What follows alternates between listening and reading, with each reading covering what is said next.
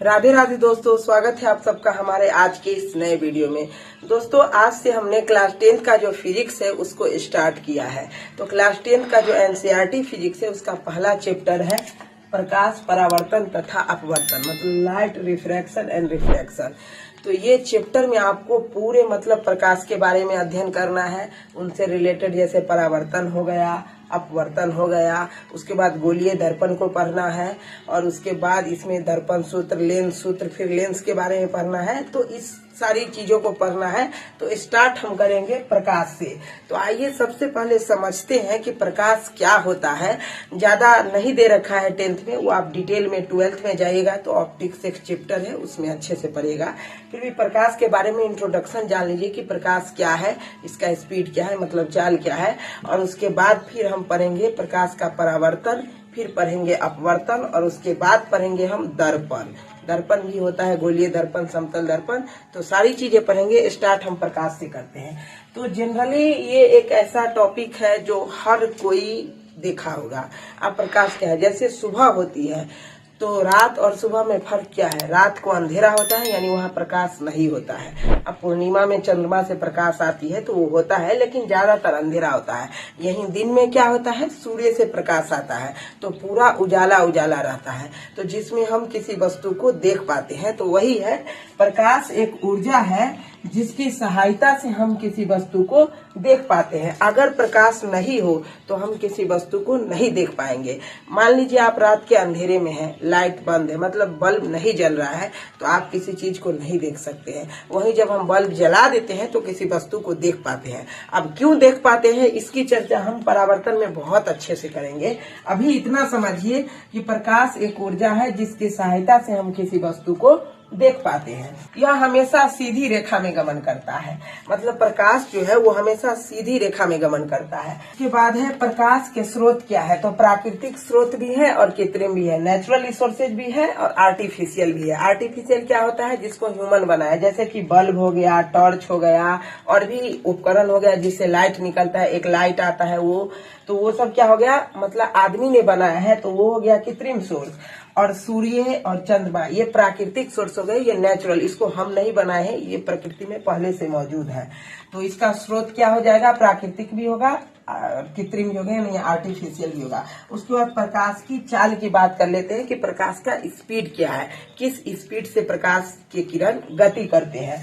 तो इसका स्पीड है 3 लाख किलोमीटर पर सेकेंड, मतलब किलोमीटर पर सेकेंड, यानी 1 सेकेंड में प्रकाश 3 लाख किलोमीटर दूरी तय करता है।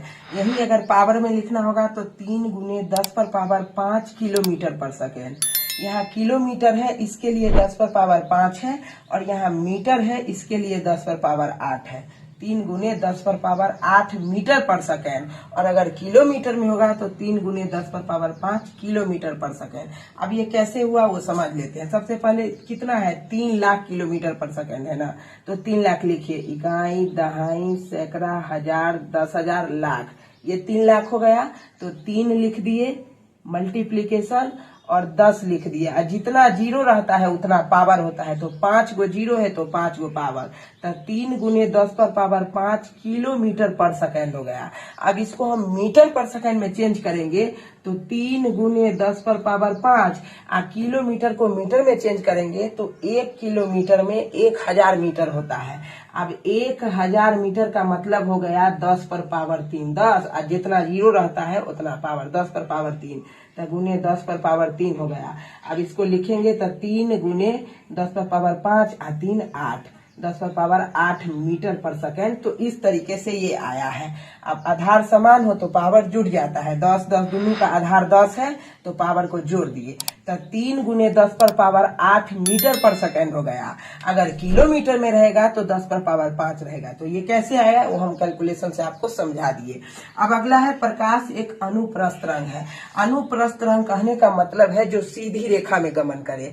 यही देखिए, हम जो बोल रहे हैं ये ध्वनि है। अब मान लीजिए कि मेरा भाई एक कमरे में बंद है, हम गए और दरवाजा के बाहर से दरवाजा लॉक है, हम बाहर से बोले कि दरवाजा खोल, तो मेरा जो ध्वनि है, आवाज है, ये उसके पास तक पहुंच गया। लेकिन वही दरवाजा अगर बंद है, हम टॉर्च को जलाएंगे तो प्रकाश उसके अंदर नहीं जाएगा, क्योंकि ये सीधी रेखा में गमन करता है। और माध्यम जो है वो माध्यम भी पारदर्शी माध्यम नहीं है, लेकिन ध्वनि अनुदैर्ध्य तरंग है, क्योंकि वो ऐसे श्रृंग और गर्त में गमन करता है। इसके लिए ध्वनि अंदर पहुंच जाता है, लेकिन प्रकाश अनुप्रस्थ है।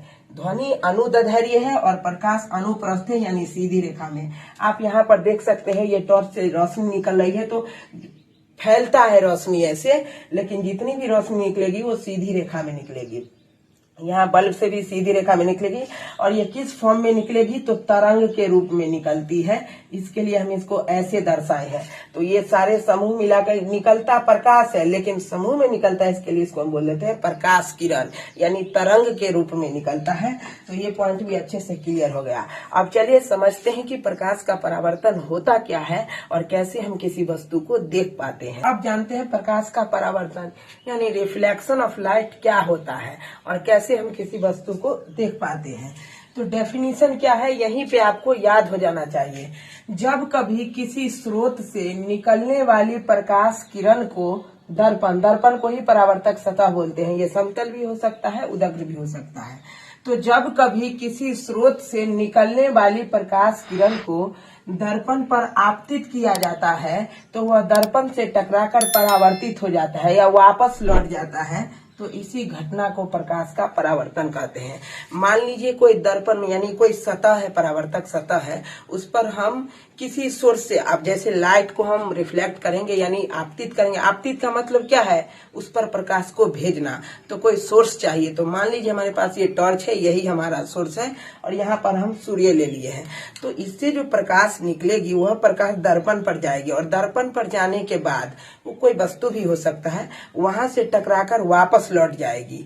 और जब वो वापस लौटेगी तो जैसे कि हम रात के अंधेरे में उठे और हम टॉर्च लिए हाथ में, और मान लीजिए हमको वहां पे देखना है कि वहां पे क्या है। तो मान लीजिए वहां पे एक ऑब्जेक्ट मोबाइल रखा है, मान लीजिए टीवी रखा है, मान लीजिए कोई वस्तु रखा है, तो हम टॉर्च लेंगे और ऐसे करके जलाएंगे।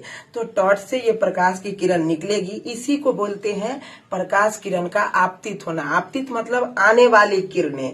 तो ये वस्तु पर आ रही है, तो वस्तु पर जाएगी और वहां से टकराकर वापस लौट जाएगी। और जब वो किरण वापस लौटेगी तो उसी में से एक किरण हमारे आंख पर आएगा, और तब हम उस वस्तु को देख पाएंगे। इसलिए जब आप रात को उठते हैं और टॉर्च अगर अपनी आंखों पे जलाइएगा तो आपको कुछ नहीं दिखेगा। अगर आपको जो चीज देखना है उस पे टॉर्च जलाइए। तो ये मान लीजिए ये कोई सूर्य है, सोर्स है, और यहाँ से प्रकाश किरण आपतित हुआ। आपतित किरण किसको बोलेंगे, आने वाली किरणों को।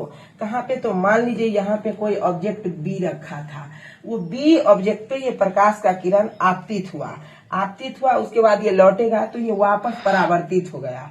तो परावर्तित किरण हो गया, और इसके बीच हम लंब डाल दिए, जिसको हम बोल दिए अभिलंब। तो क्या है कि जब कभी किसी स्रोत से निकलने वाली प्रकाश किरण को दर्पण पर आपतित किया जाता है, तो वह परावर्तक सतह यानी दर्पण से टकराकर वापस लौट जाता है। इसी घटना को प्रकाश का परावर्तन कहते हैं। अब इसके दो नियम हैं। नियम आपको यहीं पे याद हो जाएंगे। नियम क्या है, आपतित किरण, परावर्तित किरण और उसके बीच डाला गया अभिलंब, तीनों एक ही तल में होते हैं। आपतित किरण ये हो गया आने वाली किरण, यानी आपतित किरण और ये परावर्तित किरण है। तो आपतित किरण और ये हो गया परावर्तित किरण, और ये हो गया अभिलंब।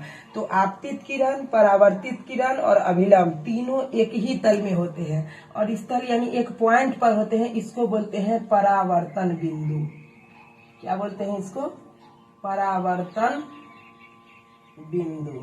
यही इंग्लिश में बोलेंगे तो इसको बोलेंगे रिफ्लेक्शन पॉइंट। तो यही पहला नियम है, आपतित किरण, परावर्तित किरण और उसके बीच डाला गया अभिलंब तीनों एक ही तल में होते हैं, यानी एक ही पॉइंट पर होते हैं। आपतित किरण, परावर्तित किरण और अभिलंब तीनों एक ही पॉइंट पर होते हैं। उसके बाद दूसरा नियम है आपतन कोण, जिसको कोण आई से सूचित करते हैं, स्मॉल आई से, और तथा परावर्तन कोण जिसको स्मॉल आर से सूचित करते हैं, का मान आपस में बराबर होता है। यानी कोण आई यानी एंगल आई और एंगल आर, ये दोनों आपस में क्या होते हैं, बराबर होते हैं। देखिए ये हमारा है एंगल आई, यानी ये हमारा है आई यानी आपतन कोण, और ये है आर यानी परावर्तन कोण। अब देखिए आपतन कोण और परावर्तन कोण क्या होता है, तो आपतित किरण और अभिलंब के बीच बने कोण को आपतन कोण कहते हैं। आपतित किरण और अभिलंब के बीच बने कोण को आपतन कोण कहते हैं और परावर्तित किरण और अभिलंब के बीच बने कोण को परावर्तन कोण कहते हैं। आपतन कोण और परावर्तन कोण को डिफाइन करने के लिए ही हम अभिलंब डालते हैं। तो क्या हो जाएगा, आपतन कोण यानी आपतित किरण और अभिलंब के बीच बने कोण को आपतन कोण कहते हैं, जिसे कोण आई से सूचित किया जाता है, स्मॉल आई से। और परावर्तित किरण यानी जो किरण परावर्तित हो गई है, परावर्तित किरण और अभिलंब के बीच बने कोण को परावर्तन कोण कहते हैं, जिसको कोण आर से सूचित किया जाता है। तो यही नियम है, पहला नियम है आपतित किरण, परावर्तित किरण और अभिलंब तीनों एक ही तल में होते हैं। और दूसरा आपतन कोण जिसको आई से सूचित करते हैं, परावर्तन कोण जिसको आर से सूचित करते हैं, ये दोनों आपस में बराबर होते हैं। तो यही था हमारा प्रकाश का परावर्तन। और एक बात इसमें आप और जान लीजिए कि प्रकाश के परावर्तन का जो घटना है उसमें माध्यम चेंज नहीं होता है, यानी माध्यम नहीं बदलता है। वो कैसे होता है समझिए। जैसे ये दर्पण है, मान लीजिए ये कोई परावर्तक सतह है यानी दर्पण है, तो दर्पण के नीचे वाला जो भाग है ये दूसरा माध्यम हो गया और दर्पण के ऊपर वाला भाग हो गया ये दूसरा माध्यम हो गया। मान लीजिए ये मीडियम 2 हो गया और ये मीडियम 1 हो गया, यानी माध्यम 1 हो गया और माध्यम 2 हो गया। अब देखिए प्रकाश का जो परावर्तन का घटना है वो क्या है, आपतित किरण है, परावर्तित किरण है और अभिलंब है। तो आपतित किरण माध्यम 1 में आई, मतलब कि ये ऊपर वाला माध्यम में आई और ऊपर ही परावर्तित हो गई। यही अगर ये आपतित किरण नीचे की ओर आ जाती, प्रकाश की किरण इमेजिन कर लीजिए ये ऐसे आ जाती, तो ये माध्यम 2 में भी आ जाती, यानी माध्यम 2 में भी आ जाती, तो माध्यम बदल जाता। लेकिन यहाँ क्या हो रहा है, माध्यम 1 में ही आपतित हुई और माध्यम 1 में ही परावर्तित हो गई। इसके लिए प्रकाश के परावर्तन के घटना में माध्यम परिवर्तित नहीं होता है, यानी अपरिवर्तित रहता है। यही अब अगले वीडियो में हम पढ़ेंगे प्रकाश का अपवर्तन, तो उसमें माध्यम बदलेगा। तो ये बहुत ध्यान रखिएगा कि प्रकाश के परावर्तन में माध्यम नहीं बदलता है। बाकी ये वीडियो आपको कैसा लगा वो कमेंट में बता दीजिएगा। इनके 2 नियम है, प्रकाश का परावर्तन का डेफिनेशन है और ये हम फिगर से इसको एक्सप्लेन किए। नियम बहुत ही आसान है, वो आपको 1 मिनट में याद हो जाना चाहिए।